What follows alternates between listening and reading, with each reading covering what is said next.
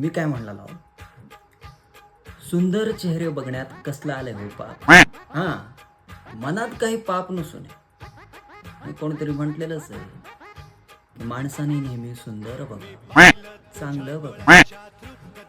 आणि मुली तर सौंदर्याचं प्रतीकच असतात की हो. पोरं म्हणतात पोरींकडं वाईट आणि वाकड्या नजरेने काय बघतोस रे.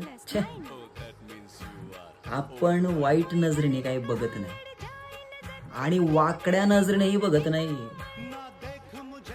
आपण सरळ नजरेने बघतो. छान दिसतात राव. आजा आजा आजा आजा आजा आजा मी पाहिलं तुझ्या डोळ्यांच्या थ्रू कधी 100